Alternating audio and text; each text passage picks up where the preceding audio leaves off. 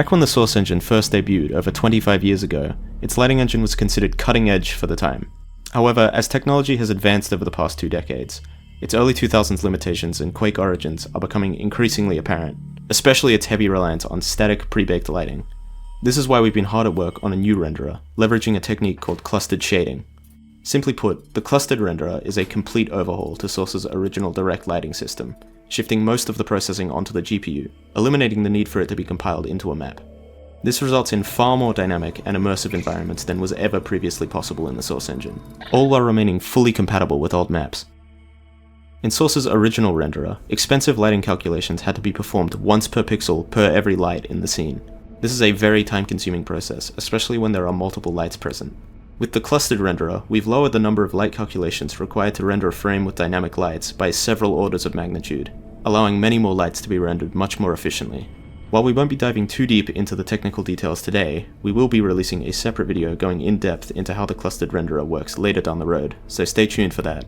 For now, let's focus on how these improvements impact the visuals of Portal 2. The renderer now supports far more real-time shadowed lights.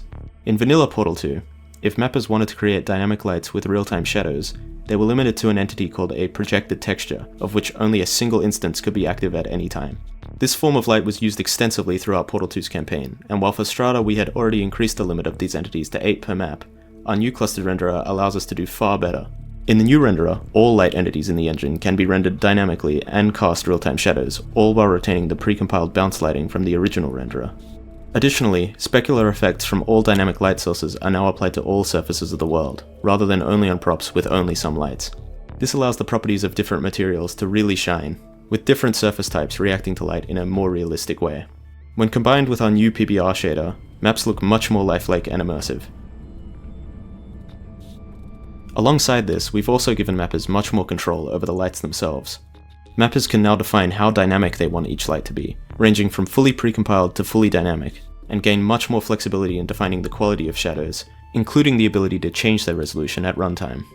As a result of these changes, mappers now have the ability to make their levels feel vastly more dynamic than ever before.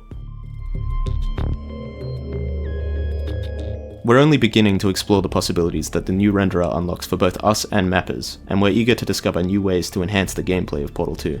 We've already taken the opportunity to add some exciting enhancements to other core aspects of Portal 2. For example, portals now have the ability to generate high-quality dynamic lighting of their own.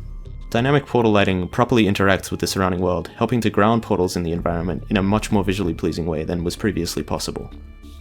Further, we've added configurable dynamic lighting to a number of Portal 2's other entities. All of these extra additions are fully toggleable in the game's settings, so if you aren't a fan, then you can configure them to your liking. That's about it for today. The new clustered renderer is available now for all beta testers of Portal 2 Community Edition to use, and we hope you enjoy playing or creating maps with these expanded capabilities. We're really excited to see what you create.